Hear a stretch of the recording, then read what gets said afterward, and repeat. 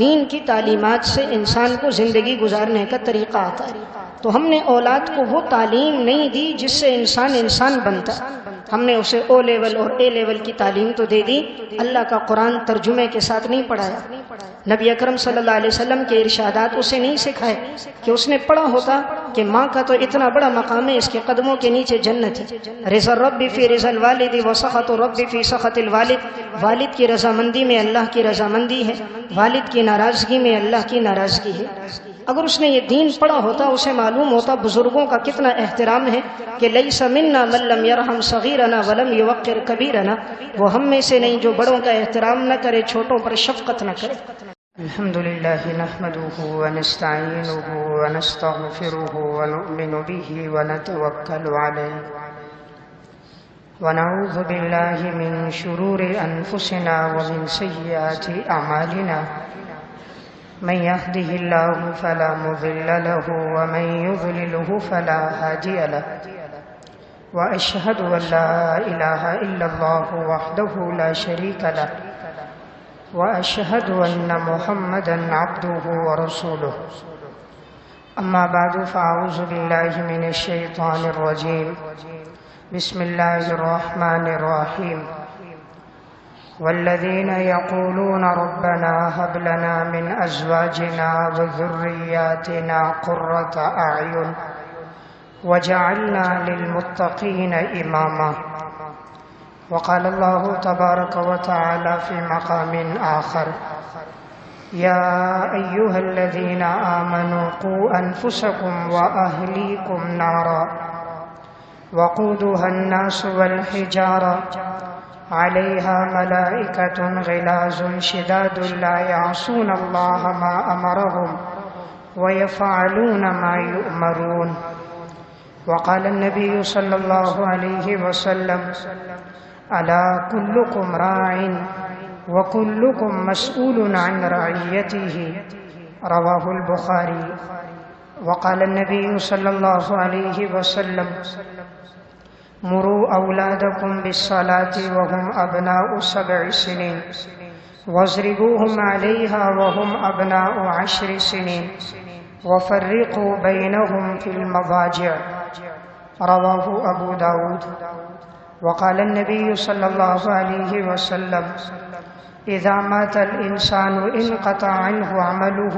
إلا من 3، من صدقة جارية أو من علم ينتفع به أو ولد صالح يدعو له، رواه مسلم، وقال النبي صلى الله عليه وسلم، ما نحل والد ولدا من نحل من أدب حسن، رواه الترمذي، صدق اللہ العظیم۔ میرے انتہائی واجب الاحترام قابل صد احترام بھائیوں، دوستوں اور بزرگوں، میں نے آپ کے سامنے قرآن کریم کی 2 آیات اور نبی اکرم صلی اللہ علیہ وسلم کے ارشادات میں سے چند حدیثیں پڑھی ہیں۔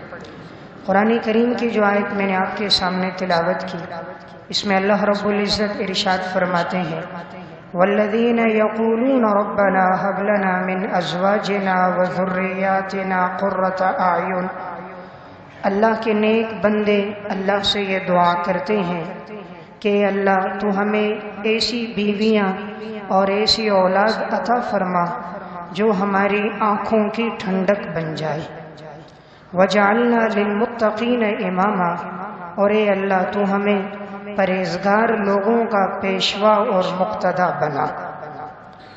اللہ رب العزت نے سورہ فرقان میں عباد الرحمن کے اوصاف بیان کیے تھے، انہی اوصاف میں اللہ رب العزت نے سب سے آخری وصف یہ بیان فرمایا کہ وہ اللہ کے نیک بندے اللہ سے یہ دعا کرتے ہیں کہ اللہ ہمیں ایسی بیویاں اور اولادیں عطا فرما جو ہماری آنکھوں کی ٹھنڈک بن جائے، یعنی جنہیں دیکھ کر ہمیں سکون اور اطمینان مل جائے۔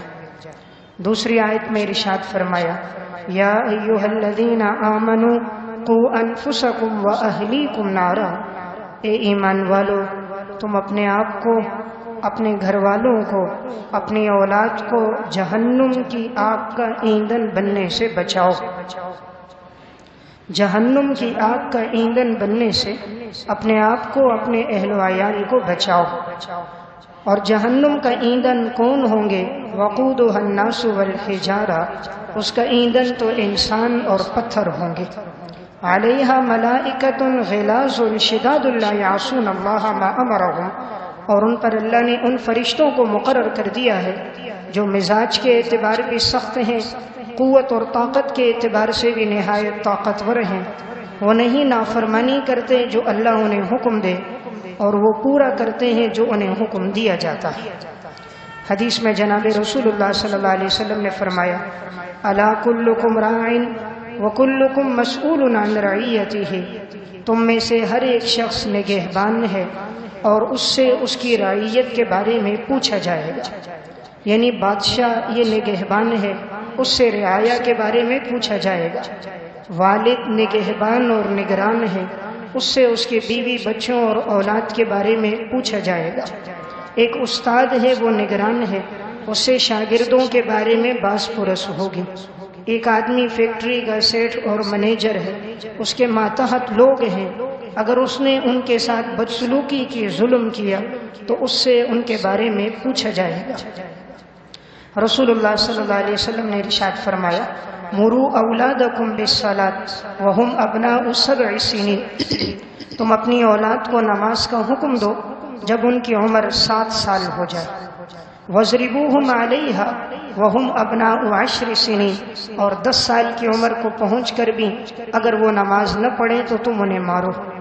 وَفَرِّقُوا بَيْنَهُمْ فِي الْمَضَاجِعِ، اور تم ان کے بستروں کو الگ الگ کر دو۔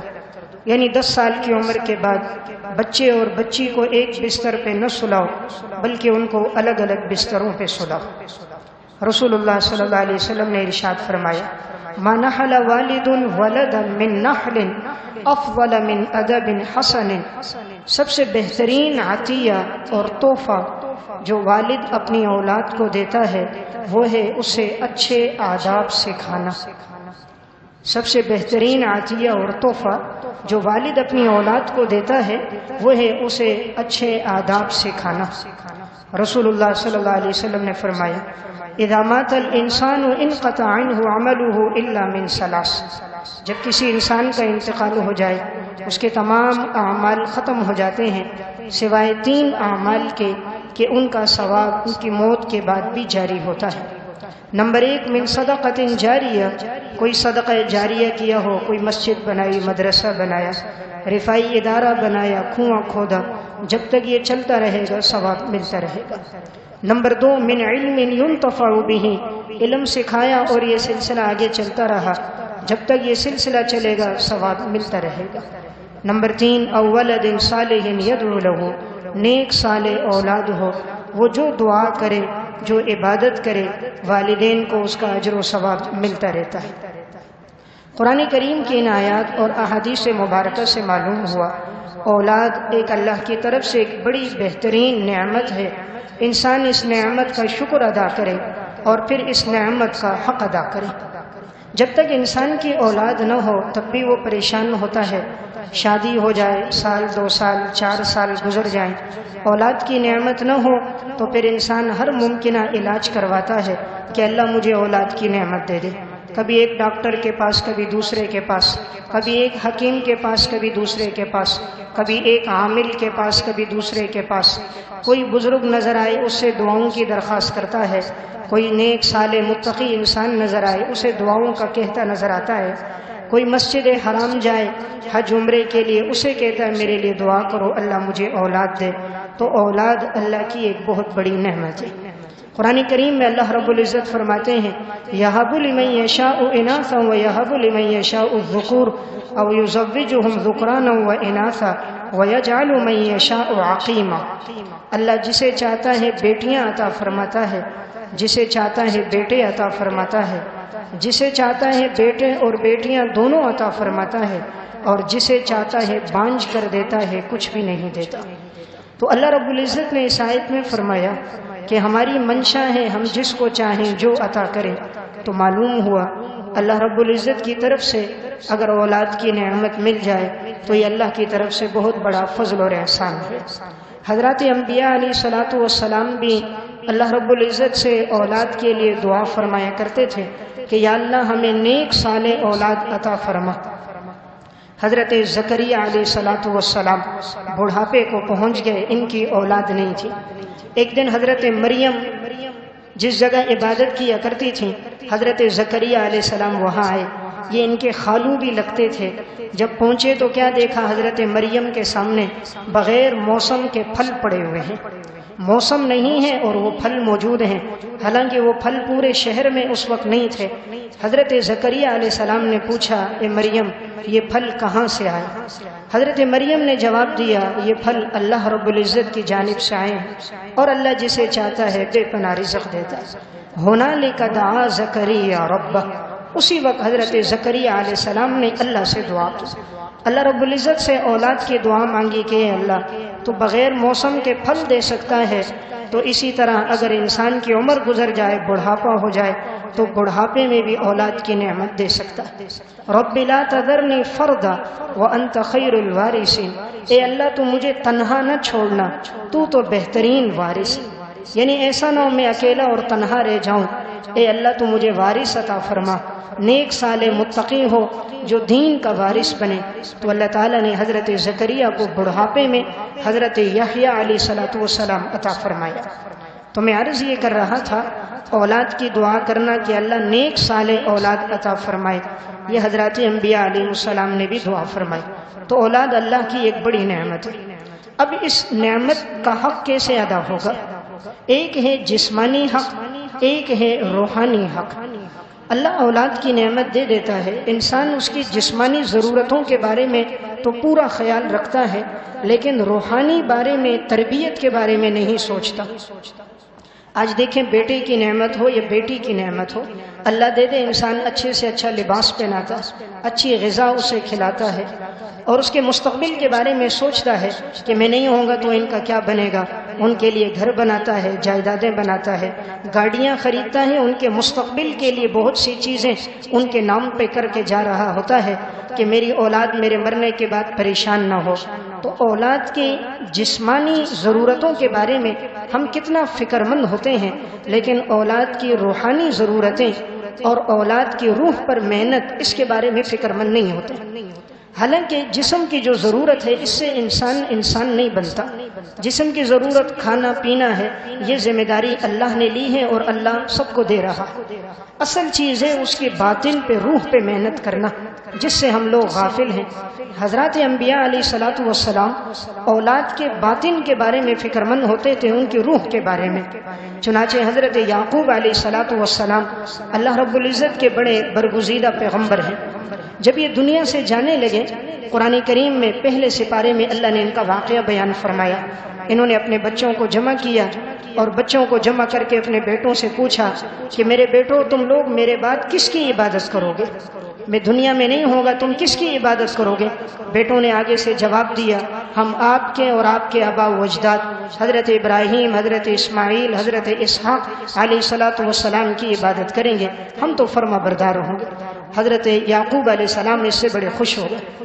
تو دیکھیں دنیا سے جا رہے ہیں، آخری وقت ہے، ایسے وقت میں تو انسان دولت کے بارے میں سوچتا ہے، اولاد کو دولت کا کہتا ہے کہ میری اتنی جائیداد، اتنا پیسہ ہے، فلاں اکاؤنٹ میں اتنی رقم، فلاں جگہ اتنی رقم، فلاں سے اتنی لینی ہے، فلاں کو اتنی دینی ہے، فلاں شہروں میں میرے اتنے پلاٹ اور بینک بیلنس۔ لیکن انبیاء علیہ السلام اولاد کے لیے دین کے فکر مند ہوتے تھے۔ دنیا سے جاتے وقت وہ نصیحت یہ کرتے تھے کہ میں دنیا سے جا رہا ہوں، تم عبادت کس کی کرو گے، تم اپنے مستقبل کی زندگی کیسے گزارو گے؟ تو اصل چیز ہے اولاد کے باطن کے بارے میں فکر مند ہونا۔ انسان کا ایک جسم ہے، ایک روح ہے۔ جسم پیدا ہوا مٹی سے اور اس کی غذا بھی پیدا ہوئی ہے مٹی سے، روح آئی ہے اوپر سے اور اس کی غذا بھی آئی ہے اوپر سے۔ منہا خلقناکم وفیہا نعیدکم ومنہا نخرجکم تارۃ اخری، ہم نے تمہیں مٹی سے پیدا کیا، ہم تمہیں مٹی میں دوبارہ لوٹائیں گے اور ہم اسی مٹی سے تمہیں دوبارہ پیدا کریں گے۔ تو معلوم ہوا انسان کا جسم مٹی سے بنا اور اللہ نے جسم کی ضرورتیں بھی مٹی سے پیدا کی۔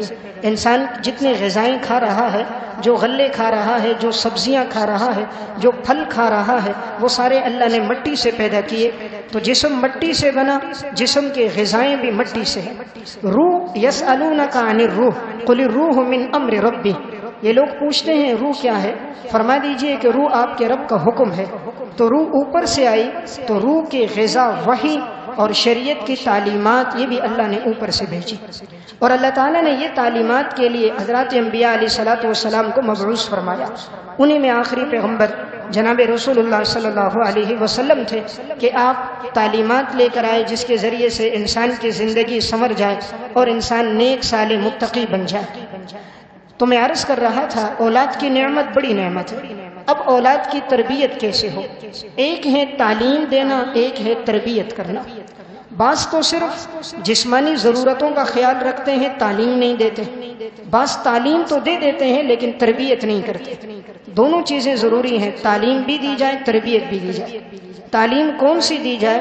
تعلیم ہے قرآن و سنت کی، جس تعلیم کے ذریعے انسان اللہ کو پہچان سکے، جس تعلیم کے ذریعے سے انسان زندگی گزار سکے، چھوٹے بڑے کا حق، والدین کے حقوق اسے معلوم ہو، وہ تعلیم قرآن و سنت کی تعلیم۔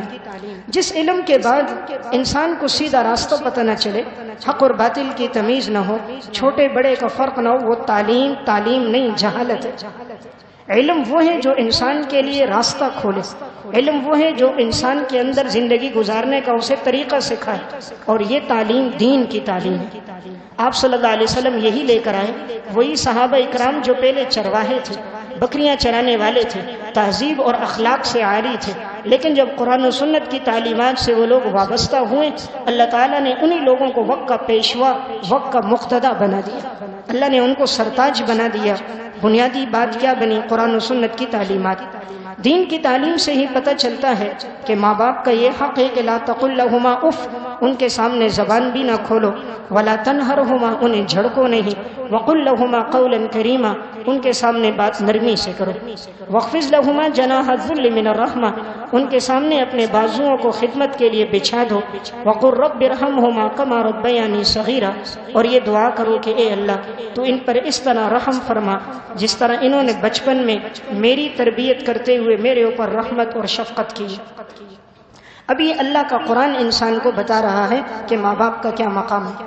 قرآن کریم یہاں تک انسان کو حکم دیتا ہے کہ اگر والدین غیر مسلم بھی ہوں تب بھی وصاحبہما فی الدنیا معروفا، تم دنیا میں ان کے ساتھ اچھا سلوک کرو، دنیا میں ان کے ساتھ بھلائی والا سلوک کرو، ان کو تکلیف اور اذیت نہ دو۔ تو میں عرض کر رہا تھا دین کی تعلیمات سے انسان کو زندگی گزارنے کا طریقہ آتا ہے۔ تو ہم نے اولاد کو وہ تعلیم نہیں دی جس سے انسان بنتا، ہم نے اسے او لیول اور اے لیول کی تعلیم تو دے دی، اللہ کا قرآن ترجمے کے ساتھ نہیں پڑھایا۔ نبی اکرم صلی اللہ علیہ وسلم کے ارشادات اسے نہیں سکھائے کہ اس نے پڑھا ہوتا کہ ماں کا تو اتنا بڑا مقام ہے، اس کے قدموں کے نیچے جنت ہے، رضا الرب فی رضا الوالد وسخط الرب فی سخط الوالد، والد کی رضامندی میں اللہ کی رضامندی ہے، والد کی ناراضگی میں اللہ کی ناراضگی ہے۔ اگر اس نے یہ دین پڑھا ہوتا، اسے معلوم ہوتا بزرگوں کا کتنا احترام ہے کہ لیس منا من لم یرحم صغیرنا ولم یوقر کبیرنا، وہ ہم میں سے نہیں جو بڑوں کا احترام نہ کرے، چھوٹوں پر شفقت نہ کرے۔ انسان اندر کی زندگی سے بنتا ہے، اس کی مثال یوں ہے، آپ ایک پرندہ پالیں، سونے کے پنجرے میں رکھیں، ظاہر سونے کا ہے لیکن اس کو اندر غذا نہ دیں، وہ پرندہ سونے کے پنجرے میں بے چین ہوگا، کبھی ادھر اڑے گا کبھی ادھر اڑے گا کہ مجھے راستہ ملے تو میں باہر نکل جاؤں، حالانکہ اس کا سامنے خول سونے کا ہے لیکن اندر اس کی غذا نہیں ہے۔ اسی پرندے کو آپ لکڑی کے پنجرے میں رکھیں، مٹی کے گھر میں رکھیں، لیکن اسے اس کے اندر کی غذا دے دے، وہ لکڑی کے پنجرے میں سکون سے ہوگا۔ ہم نے اولاد کو سونے کا پنجرہ تو دیا، اچھی سے اچھی گھڑی دی، بہترین موبائل خرید کے دیا، بہترین گاڑی خرید کر دی، لاکھوں روپے کی جائیداد اس کے نام پر کی، ظاہر تو سونا کر دیا لیکن اندر کے باطن جو روح ہے اس کو اس کی غذا نہیں دی۔ اس لیے جب وہ بڑا ہوتا ہے باپ کے گریبان میں ہاتھ ڈالتا، بچی بڑی ہوتی ہے ماں کو دھکے دیتی ہے، بیٹا باپ کے ساتھ نافرمانی کرتا ہے، باپ کے ساتھ بدسلوکی بد اخلاقی سے پیش آتا ہے، وجہ کیا بنی؟ آپ نے اس کو اندر کی غذا نہیں دی۔ تو جب انسان کو اس کی روح کی غذا مل جاتی ہے تو اسے سکون مل جاتا ہے۔ تو اب اولاد ہماری کیسے نیک بنے، ہماری آنکھوں کی ٹھنڈک کیسے بنے؟ تو سب سے پہلی چیز ہے اولاد کے دلوں میں اللہ کی محبت ڈالے، اولاد کے دلوں میں اللہ کی محبت ڈالیں۔ ہم نے بچہ پیدا ہوتا ہے شروع ہی سے اس کے دل میں دنیا کی محبت، پیسے کی محبت، کپڑے کی محبت، لباس اور زیب و زینت کی محبت اس کے دل میں ڈال دی۔ حالانکہ مسلمان کو حکم کیا تھا؟ بچہ پیدا ہوا ہے سب سے پہلے کان میں اذان کیا دی؟ اللہ اکبر، اللہ اکبر، اللہ سب سے بڑا، اللہ سب سے بڑا۔ لیکن جب یہی بچہ بولنے لگتا ہے کام کاج کے قابل تو اسے بتاتے ہیں دنیا سب سے بڑی، سرکاری نوکری سب سے بڑی، مال اور دولت سب سے عمدہ چیز۔ اس کے دل و دماغ میں ہم نے یہ بات ڈالی۔ حالانکہ دین نے سکھایا بچہ بولے سب سے پہلے اسے سکھاؤ اللہ، یعنی اس کے دل و دماغ میں جو بات موجزن ہو جائے وہ اللہ کی محبت ہونی چاہیے۔ اسے سب سے پہلے کلمہ سکھاؤ تاکہ اس کی زبان پر آئے تو اللہ کا کلمہ آئے۔ لیکن نادان ہیں وہ فلمی ڈائلاگ اور گانے تو سکھاتے ہیں لیکن زبان پر رب العالمین کی توحید، نبی اکرم صلی اللہ علیہ وسلم کی رسالت کا ترانہ نہیں ہوتا۔ اس لیے میں نے پہلی بات عرض کی، اولاد کے دلوں میں اللہ کی محبت ڈالی۔ اور یہ محبت کیسے ہوگی؟ اولاد کے سامنے بار بار اللہ کا تذکرہ کریں، ان کے سامنے بتائیں بیٹا رب ہمارا ہے جس نے زمین آسمان کا نظام بنایا، چرند پرند حیوانات نباتات کو پیدا کیا، 18,000 مخلوقات کو بنایا۔ بیٹا تمہیں ماں کے پیٹ میں تمہارے رب نے بنایا، تمہاری آنکھوں میں بینائی ڈالی، کانوں میں شنوائی ڈالی، زبان میں گویائی ڈالی، ہاتھوں میں پکڑنے کی طاقت ڈالی، پاؤں میں چلنے کی صلاحیت ڈالی، تمہیں دماغ کی نعمت دی، معدے میں ہضم کرنے کی طاقت ڈالی، وہ تمہارا رب ہے۔ اس کے سامنے بار بار اللہ کا تذکرہ کرے تاکہ اس کے دل و دماغ میں اللہ کی محبت بیٹھ جائے۔ تو پہلی چیز اولاد کو نیک بنانا ہے، اس کے دل میں اللہ کی محبت ڈالے۔ اس کے دل میں نمبر 2 اللہ کا خوف ڈالے، اللہ کا ڈر اس کے دل میں ڈالے۔ ہم بچے کے دل میں ڈر ڈالتے ہیں، کالی بلی آ گئی، چڑیل آ گئی، کتا آ گیا، جن آ گیا، بھوت آ گیا۔ اسے ان مخلوق سے نہ ڈرائیں، اسے خالق کائنات سے ڈرائیں۔ رب العالمین کا ڈر ڈالیں کہ بیٹا اگر تو اللہ کی نافرمانی کرے گا، بند کمرہ ہوگا، دیکھنے والا کوئی نہیں ہوگا، تجھے وہ دیکھ رہا ہوگا جس نے تجھے پیدا کیا۔ اس لیے اگر رات کا اندھیرا ہوگا، ماں باپ سوئے ہوں گے تو وہ بیٹا کبھی موبائل کو غلط استعمال نہیں کرے گا۔ وہ چوکوں چوراہوں میں اندھیرے کی جگہ میں بیٹھ کر انٹرنیٹ اور کیبل کو غلط نہیں دیکھے گا۔ اسے معلوم ہوگا میرے باپ نے بتایا تھا کہ بیٹا ہر جگہ اللہ موجود ہے، ہر جگہ تیرا رب موجود ہے۔ اندھیری رات ہو، کوئی دیکھنے والا نہ ہو، وہ تجھے دیکھے گا جس نے اندھیری رات کو پیدا کیا ہے۔ جو اندھیری رات کا خالق ہے وہ تجھے اس اندھیرے میں دیکھ رہا ہو۔ اس کے دل میں اللہ کا ڈر ڈال۔ تجھے بچہ تنہائی میں بھی اللہ کی نافرمانی نہیں کرے گا۔ ہم نے اسے اللہ سے نہیں ڈرایا، مخلوق سے ڈرایا۔ اس لیے آج ہمارے بچے بزدل ہیں۔ جو رب سے ڈرتے ہیں وہ کسی سے نہیں ڈرتے، جو مخلوق سے ڈرتے ہیں وہ سب سے ڈرتے۔ اللہ سے ڈرنے والے کا دل طاقتور ہوتا ہے، اس لیے جس کی زندگی تقوی میں گزرتی ہے وہ کسی چیز سے خوفزدہ نہیں ہوتا، اور جو گناہوں کی زندگی گزارتا ہے وہ بڑا بزدل ہوتا ہے۔ وہ چیخ سنتا ہے گھبرا جاتا ہے، اچانک آواز سنتا ہے ڈر جاتا ہے، وہ ہر چیز سے ڈرتا ہے۔ کسی کو پیچھے آتا دیکھتا ہے تب بھی گھبراتا ہے، کوئی غصے میں کسی کو دیکھے تب بھی گھبرا جاتا ہے۔ لیکن جب دل میں ایمان اور تقوی ہوتا ہے اللہ رعب اور دبدبہ دے دیتا ہے۔ اس لیے میری پہلی گزارش، اولاد کے دلوں میں اللہ کی محبت ڈالے۔ نمبر 2، اولاد کے دلوں میں اللہ کا ڈر ڈالیں۔ نمبر 3، اولاد کے دلوں میں نبی اکرم صلی اللہ علیہ وسلم کی محبت ڈالیں۔ انہیں بتائیں کہ بیٹا سب سے بڑے محسن کائنات میں ہمارے امام الانبیاء حضرت محمد مصطفیٰ جناب رسول اللہ صلی اللہ علیہ وسلم، کہ ان کے واسطے سے قرآن ملا، ان کے واسطے سے ہمیں دین اسلام ملا، ان کے واسطے سے ہمیں ہدایت ملی۔ ہم چوپایوں کی زندگی گزار رہے تھے، عورتوں کی خرید و فروخت ہو رہی تھی، بچیوں کو زندہ درگور کیا جا رہا تھا، عورتوں کی منڈیاں لگتی تھی، قتل و غارت گری کا بازار عام تھا، شراب نوشی عام ہو چکی تھی، سودی کاروبار پھیل چکا تھا۔ جس نے انسان کو زندگی گزارنے کا طریقہ سکھایا بیٹا وہ محمد رسول اللہ۔ اس کے سامنے بار بار حضور کا تذکرہ کرو، اس کے دل و دماغ میں دنیا کی محبت نہیں ڈالنی، پیسے، عورت، موبائل کی محبت نہیں ڈالنی، اس کے دل و دماغ میں رسول اللہ صلی اللہ علیہ وسلم کی محبت ڈالنی۔ اس لیے جب بچپن سے اس کے دل میں حضور کی محبت ہوگی وہ آپ صلی اللہ علیہ وسلم کی سنتوں پہ جان دے گا، وہ پھر لباس حضور کی طرح پہنے گا، اس کی وضاقت حضور کے مطابق ہوگی۔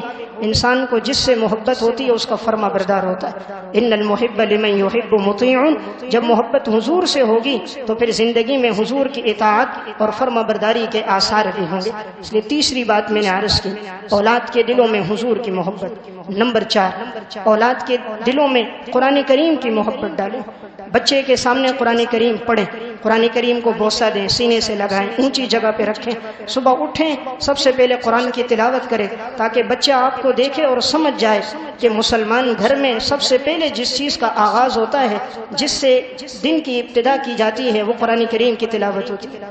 بچہ تو ہر چیز کاپی کرتا ہے، وہ دیکھتا ہے ماں باپ اٹھے اور انہوں نے سب سے پہلے موبائل ہاتھ میں لیا، انہوں نے اپنے فیس بک اور واٹس ایپ کو چیک کرنا شروع کر دیا، انہوں نے گھر میں گانا لگا دیا، اٹھتے ہی ٹیلی ویژن آن کر دیا، تو بچہ بھی یہی سیکھے گا۔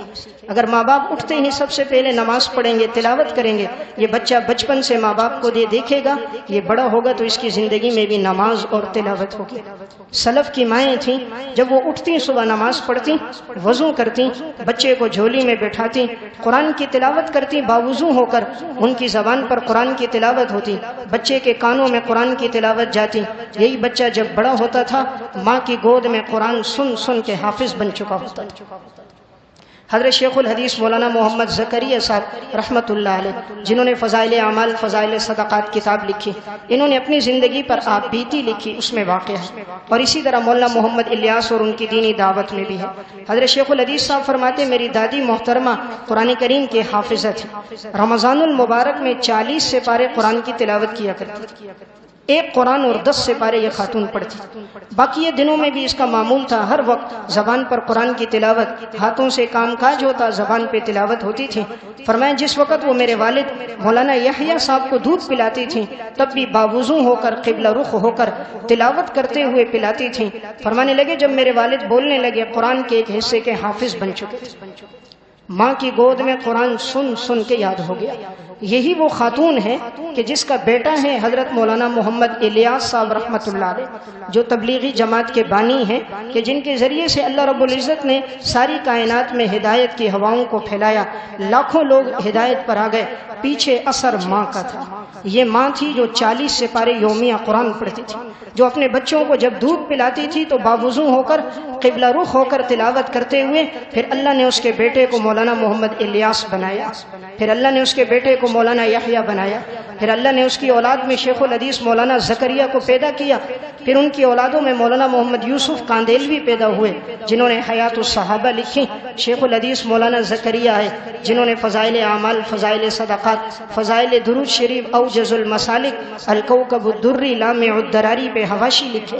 جب ماں باپ نیک ہوتے ہیں اللہ اولادیں بھی نیک دیتا ہے، اور جب ماں دن کا آغاز کرے اور ماں آغاز کے وقت اس کی زبان پہ گانا ہو، گھر میں ہر وقت گانا چل رہا ہو، کیبل چل رہا ہو، ماں دودھ پلاتی ہو کیبل دیکھتے ہوئے، ماں بچے کو کھانا کھلاتی ہو انٹرنیٹ دیکھتے ہوئے، سر پہ دوپٹہ کوئی نہ ہو، 2 دن گزر جائیں کبھی وضو کرنے کی توفیق نہ ہو، گھر کے اندر ماحول فحاشی اور یعنی کا ہو، اور پھر تمنا کرو کہ بیٹا شیخ عبد القادر جیلانی بنے گا، بیٹا محمد بن قاسم صلاح الدین ایوبی امام بخاری اور ابو حنیفہ بنے گا۔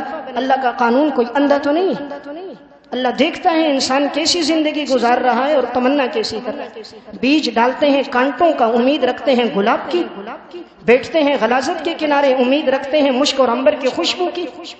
یہ اللہ کی سنت نہیں ہے، بچھاتے ہیں کانٹوں کو، امید رکھتے ہیں نیند یوں آ جائے جس طرح نرم گدوں پہ آتی ہیں، بیٹھتے ہیں آگ اور تندور کے کنارے، امید رکھتے ہیں ٹھنڈک یوں ملے جیسے ایئر کنڈیشن سے ملتی ہے۔ یہ اللہ کی سنت نہیں، اللہ کا طریقہ یہ ہے کہ جب والدین اپنا پورا حق ادا کر رہے ہوتے ہیں اللہ پھر ان کی اولادوں کو نیک اور فرما بردار بناتا ہے۔ اس لیے میں نے چوتھی بات عرض کی، اولاد کی تربیت میں ان کے دلوں میں قرآن کی محبت ڈالیں۔ پہلی بات عرض کی اللہ کی محبت ڈالیں، دوسری بات میں نے عرض کی اللہ کا خوف ان کے دل میں ڈالیں، تیسری بات عرض کی رسول اللہ صلی اللہ علیہ وسلم کی محبت ڈالیں، نمبر 4 قرآن کریم کی محبت ان کے دل میں ڈالیں، قرآن کریم کی تلاوت کا ماحول گھر میں بنائیں تاکہ وہ سیکھیں بچے اور ان کی زندگی میں بھی یہی آئے۔ سلف کی مائیں ان کی آپس میں تقسیم کس طرح ہوتی تھی دین کے بارے میں ایک واقعہ علامہ ابن جوزی رحمۃ اللہ علیہ نے صفت الصفوہ میں لکھا۔ ایک نیک صالح بزرگ گزرے ہیں حضرت صالح رحمۃ اللہ علیہ، ان کے 2 بیٹے تھے حضرت حسن اور حضرت علی۔ ان کا معمول یہ تھا کہ زندگی بھر یہ حضرت صالح عبادت میں ساری رات گزارا کرتے تھے۔ جب ان کا انتقال ہوا تو اب ان کے ان دونوں بیٹوں نے اور والدہ نے مشورہ کیا، ہمارا والد تو رات عبادت میں گزارتا تھا، ہم نے بھی رات اسی طرح عبادت میں گزارنی ہے۔ انہوں نے رات کے 3 حصے کیے۔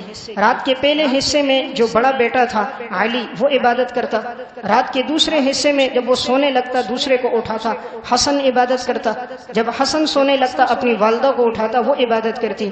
پوری رات 3 حصوں میں تقسیم، اور تینوں حصوں کے اندر گھر میں عبادت ہو رہی ہوتی تھی۔ اور ان کا معمول تھا، علامہ ابن جوزی صفت الصفوہ میں لکھتے ہیں، تینوں نے تقسیم کیا تھا 10-10 سپارے۔ ہر ایک رات کے ایک حصے میں 10 سپارے پڑے گا، دوسرا 10 پڑے گا، تیسرا 10 پڑے گا۔ ایک دن میں پورا قرآن ان کے گھر میں مکمل ہو جاتا۔ 10-10 سپارے بیٹے پڑھتے، 10 ماں پڑھتی، ایک قرآن روزانہ پورا ہوتا۔ اور ان کا معمول تھا گھر کے اندر کہ ہمیشہ رات بھر عبادت، دن بھر روزہ۔ زندگی انہوں نے اسی طرح صوم و تقوی میں گزاری۔ پھر جب ان کے بڑے بھائی کا انتقال ہوا علی کا، تو اب رات کے 2 حصے کر دیے۔ آدھی رات عبادت کرتے حسن، آدھی رات والدہ عبادت کرتی۔ جب والدہ کا انتقال ہو گیا، اب انہوں نے ساری رات عبادت اپنے ذمے لی، رات بھر عبادت کرتے اور پورا ایک قرآن پوری رات میں تلاوت کرتے۔ اللہ رب العزت نے جو نوازا، پیچھے تربیت نظر آتی۔ تو میں عرض کر رہا تھا، اولاد کی تربیت میں چوتھی ایک اہم بات قرآن کریم کی تلاوت کا معمول ہونا چاہیے گھر کے اندر، اور اولاد کے دلوں میں بھی قرآن کی محبت ڈالیں۔ ہم بچوں کو کہتے ہیں بیٹا تلاوت کر، لیکن بیٹے نے باپ کو کبھی دیکھا ہی نہیں کہ اس نے گھر میں قرآن اٹھایا۔ باپ کے ہاتھ میں تو موبائل ہے، اور وہ بیٹے سے کہتا ہے بیٹا تلاوت کر۔ باپ بیٹے کو کہتا ہے بیٹا تو نماز نہیں پڑھتا، باپ خود جمعے کے علاوہ مسجد نہیں جاتا۔ بیٹے سے کہتا ہے بیٹا چھالیاں نہ کھا، نسوار نہ رکھ، اور باپ خود سامنے بیٹھ کر سگریٹ پی رہا ہے۔ اور بیٹے کو کہتا ہے بیٹا نشہ نہ کر، خود ایک سگریٹ ختم ہوتا ہے دوسرا لگاتا ہے، ڈبی اس کے جیب میں پڑی۔ پھر کس چیز کی امید رکھتے اولاد نیک ہوگی؟ خود عمل نہیں، خود زندگی فسق و فجور میں گزرے، اولاد شیخ عبد القادر جیلانی بن جائے، یہ اللہ کا قانون نہیں۔ اللہ کی سنت ایسی ہے، پہلے اپنے آپ کو تبدیل کرنا ہوگا، پہلے اپنے آپ کو بدلنا ہوگا، پھر گھر کے ماحول کو بدلنا ہوگا، پھر اولاد نیک بنے گی۔ اس لیے میں نے چوتھی بات عرض کی، قرآن کریم کی تلاوت کا معمول۔ نمبر 5، معمول بنائیں اپنا رزق حلال رکھیں، اولاد کو حرام نہ کھلائیں۔ حرام سے پرورش پانے والی اولاد کبھی بھی فرما بردار نہیں ہوتی، کبھی بھی ملک اور ملت کی پاسبان، دین کی ترجمان اور آنکھوں کی ٹھنڈک نہیں بنتی۔ حلال کا لقمہ انہیں کھلائیں۔ حرام کا ایک لقمہ پیٹ میں چلا جاتا ہے، انسان کی 40 دن کی عبادت قبول نہیں ہوتی۔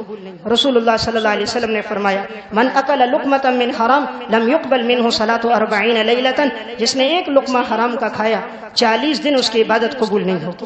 اس لیے اولاد کو ہمیشہ حلال کھلائیں، مشتبہ لقمے سے بھی بچائیں۔ سلف میں ایسے ماں باپ گزرے جنہوں نے حرام تو حرام، مشتبہ لقمے سے بھی اپنی اولاد کو بچایا۔ حضرت مولانا قاری محمد طیب صاحب رحمۃ اللہ علیہ دارالعلوم دیوبند کے محتمم گزرے ہیں۔ ان کی ایک کتاب ہے خطبات حکیم الاسلام، جن میں ان کی تقاریر جمع ہے، اسی میں ایک واقعہ ہے۔ انہوں نے لکھا کہ ہندوستان کا ایک بادشاہ گزرا، خلیفہ دوست محمد۔ انہوں نے اپنے بیٹے کو لشکر دے کر دشمن کے مقابلے میں بھیجا۔ جب یہ بیٹا لشکر لے کر گیا، چند دنوں بعد خبر آئی بیٹا میدان جنگ سے بھاگ گیا، مسلمانوں کو شکست ہو گئی۔ یہ بڑے غمگین ہو گئے، مسلمانوں کو شکست ہوئی، میرا بیٹا جو کمانڈر تھا وہ میدان جنگ سے بھاگ گیا۔ گھر آ کر گھر والی کو اطلاع دی، کیسا بزدل بیٹا جنا ہے کہ وہ میدان جنگ سے بھاگا ہے۔ بیوی نے کہا یہ خبر غلط ہے، میرا بیٹا نہیں بھاگ سکتا۔ اس نے کہا نہیں خبر آئی ہے، نہیں کہا خبر جھوٹی ہے، آج کے الفاظ میں کہو باوثوق ذرائع کی ہے۔ اس نے کہا غلط خبر ہے، میرا بیٹا نہیں بھاگ سکتا۔ چند دنوں بعد خبر آئی واقعی خبر غلط ہے، اللہ نے مسلمانوں کو فتح دی، اس نوجوان کے ہاتھ پہ فتح دی۔ یہ آیا بڑا خوش تھا، بیوی سے کہا تم نے کیسے کہا کہ تمہارا بیٹا میدان جنگ سے نہیں بھاگ سکتا؟ اس بادشاہ کی بیوی نے آگے سے جواب دیا، کہا یہ میرے پیٹ میں تقریباً 9 ماہ رہا ہے، 9 مہینے تک میں نے ایک لقمہ حرام کا نہیں کھایا۔ میں اپنے ہاتھوں سے کپڑے سلائی کرتی، اپنے ہاتھوں سے بنتی، جو رقم ملتی میں اس سے اپنی غذا بنا لیتی۔ میں نے تمہاری اس دوران تمہاری کمائی بھی نہیں لی کہ کوئی مشتبہ لقمہ نہ ہو، میرے بیٹے کے پیٹ میں جو جائے اور جو میرے بیٹے کا جسم میرے پیٹ میں بنے وہ بالکل خالص حلال سے بنے۔ کہا میں نے مشتبہ لقمہ بھی نہیں کھایا۔ کہا جب یہ بچہ پیدا ہوا تو میرا معمول تھا، میں جب بھی اسے دودھ پلاتی باوضو ہو کر تلاوت کرتے ہوئے دودھ پلاتی تھی اور اللہ سے دعا کرتی تھی اللہ میرے بیٹے سے دین کی خدمت لینا۔ جب میں نے اتنا اہتمام کیا تو مجھے امید تھی کہ میرا بیٹا بزدل نہیں ہو سکتا۔ یہ بادشاہ کی بیوی ہیں، اولاد کی یوں تربیت ہے۔ آج تو ریڑھی چلانے والے کی بیوی بھی اس طرح اولاد کی تربیت نہیں کرے گی۔ جب یوں تربیت ہوتی تھی تو اللہ پھر ان اولادوں کو نیک بناتا تھا، وہ پھر بادشاہ ہو کر بھی متقی اور صالح ہوتے تھے۔ سلطان شمس الدین التمش رحمۃ اللہ علیہ بڑے اللہ والے بزرگ گزرے ہیں۔ خواجہ بختیار کاکی رحمۃ اللہ علیہ کا جب انتقال ہو رہا تھا، انہوں نے وصیت کی تھی میری نماز جنازہ وہ پڑھائے جس میں 4 باتیں ہوں۔ نمبر 1، پہلی بات جس سے تہجد کی نماز نہ چھوٹی ہو۔ نمبر 2، جس سے تکبیر اولیٰ نہ چھوٹی ہو۔ نمبر 3، عصر کی سنتیں نہ چھوٹی ہوں۔ نمبر 4، جس نے غیر محرم کو کبھی قصدن دیکھا نہ ہو۔ ہزاروں کا مجمع ہے، خواجہ بختیار کاکی کے جنازے میں شرکت کے لیے سارے لوگ جمع ہیں۔ وصیت سن کر سب پیچھے ہٹ گئے، کون جنازہ پڑھائے گا؟ مسلمانوں کا بادشاہ سلطان شمس الدین التمش آگے بڑھا، خواجہ کے کفن کو اٹھایا اور بوسہ دیا، کہا آپ چلے گئے، میرا راز فاش کر دیا۔ کہا الحمدللہ، جب سے ہوش سنبھالا ہے کبھی تکبیر اولیٰ بھی فوت نہیں ہوئی، تہجد کی نماز بھی نہیں چھوٹی، عصر کی 4 سنتیں بھی نہیں چھوٹی، اور کسی غیر محرم کو میں نے قصدن بھی نہیں دیکھا۔ یہ تھا سلطان شمس الدین التمش۔ خواجہ بختیار کاکی نے یہ وصیت اس لیے کی تھی تاکہ لوگوں کو پتہ چلے ان کا مسلمان حکمران کتنا نیک انسان ہے۔ تو میں عرض یہ کر رہا تھا، جب تربیت یوں ہوتی ہے تو اللہ پھر ایسے بادشاہ عطا فرما دیتا ہے۔ اولاد کی تربیت میں چوتھی بات میں نے عرض کی، قرآن کریم کی محبت دل میں ڈالنا۔ نمبر 5، اولاد کی تربیت میں اہم چیز یہ ہے، انسان دیکھے بچہ کن کے ساتھ گھوم رہا، اس کا گھومنا پھرنا کن کے ساتھ ہے، اٹھنا بیٹھنا کن کے ساتھ ہے، اپنے اولاد کے اوپر یہ نگاہ رکھنی چاہیے۔ دیکھنا چاہیے بچہ کیا پڑھ رہا ہے، بچہ کیا دیکھ رہا ہے۔ ہم نے موبائل کے نام پر اس کو ایک اعلیٰ معصیت کا تھما دیا، ماں باپ نے اس لیے تاکہ وہ سکون میں رہے، بچہ اس میں لگا رہے۔ اب بچہ جو چاہے انٹرنیٹ اور کیبل پہ سرچ کر کے دیکھے، ماں باپ کو معلوم نہیں، وہ خرگوش کی نیند سوئے ہوئے ہیں اور بچے کی ساری رات معاذ اللہ انٹرنیٹ اور کیبل میں گزر جاتی ہے۔ ہم نے خود یہ معصیت کا آلہ اس کو دیا تفریح کے نام پر۔ ہم کہتے ہیں یہ بچہ گیم دیکھ رہا ہے، بھلا کیا حرج ہے؟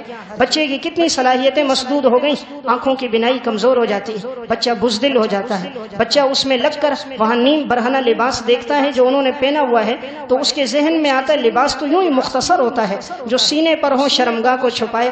میری ماں بہن بیٹی اتنا لباس کیوں پہن رہے، ہمارے گھروں میں اتنا لباس کیوں؟ وہ پھر لباس کو مختصر سمجھنا شروع کرتے ہیں۔ انہیں معلوم ہوتا ہے یہ ٹارزن سب کچھ کرنے والا ہے، یہ نفع نقصان اس کے ہاتھ میں، اللہ کچھ نہیں کرنے والا۔ ان کے سامنے مسجد سے نکل رہے ہیں، اسے گولیاں مارتے دکھاتے کہ یہ تو دہشت گردی کا اڈا ہے، کتاب کو پھینکتے نظر آتے ہیں معاذ اللہ، جس کی شبیہ قرآن جیسی ہوتی ہے۔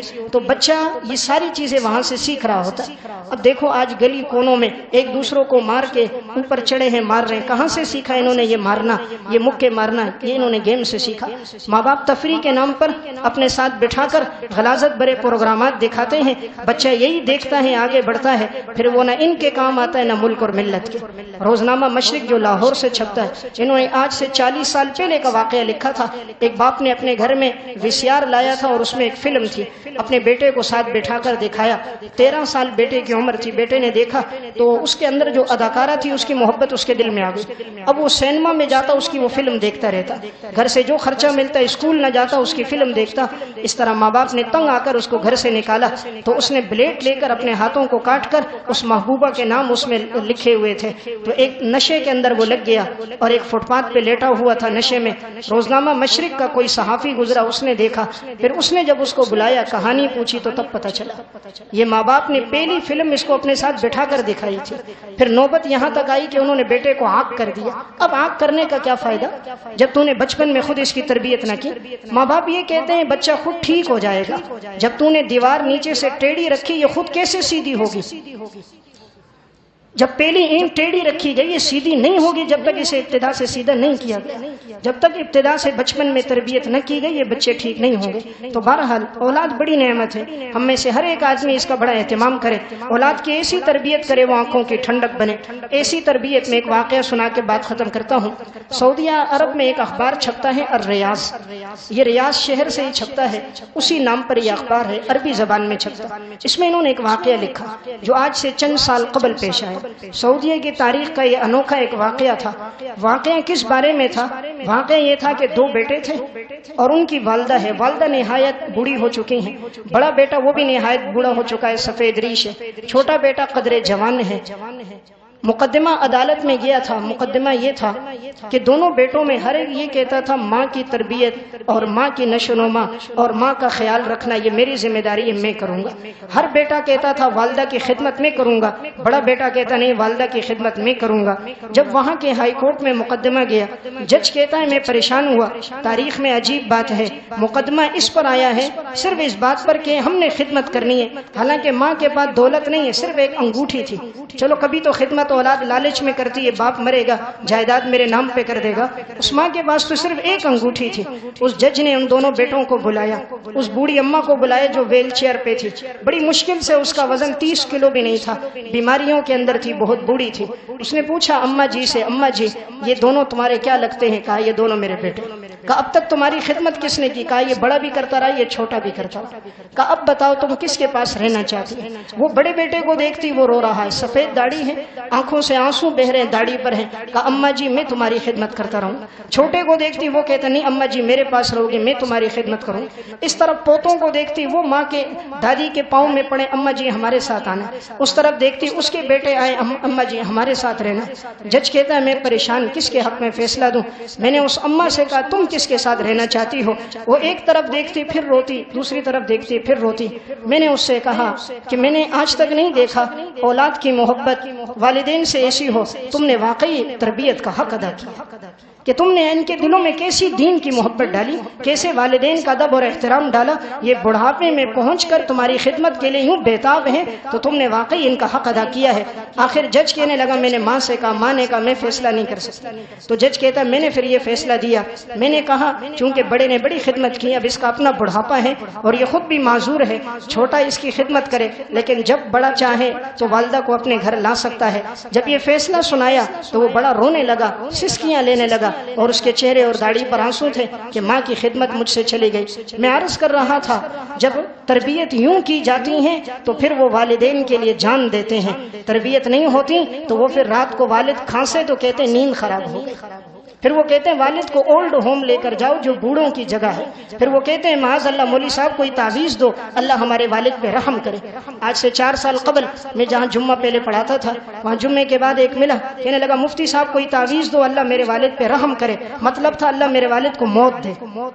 تو جب تم نے خود اس کی تربیت نہیں کی پھر وہ تمہاری موت کی دعائیں کرے گا کہ یہ باپ کب مرے گا، جب تاکہ یہ میراث تقسیم ہو جائے گی۔ تم نے دنیا میں اس کے دل میں محبت پیسے کی ڈالی، پھر وہ کوشش کرے گا کتنی جلدی مر جائے اور یہ پیسہ ہمیں مل جائے۔ دنیا میں پیسے کا حق نہ ادا کیا، نہ اولاد کا حق ادا کیا، پھر یہی اولادیں جب بڑی ہوتی ہیں پھر یہ ڈکیت، لٹیرے اور یہی پھر ڈاکو اور فسادی، منشیات کے عادی، منشیات کو بیچنے والے ماں باپ کی عزت کو خاک میں ملا دیتے ہیں۔ اور اگر یہی نیک ہوتے ہیں، اولاد کی نیک ہونے کی وجہ سے ماں باپ کو اللہ اتنی عزت دیتا ہے، دنیا اور آخرت میں ان کی عزت بڑھ جاتی ہے، جہاں جاتے ہیں وہ ان کی آنکھوں کی ٹھنڈک ہوتی ہے، ہر مجلس میں جا کر تعارف کراتے ہیں فلاں ہمارا بیٹا ہے، فلاں ہمارا بیٹا ہے۔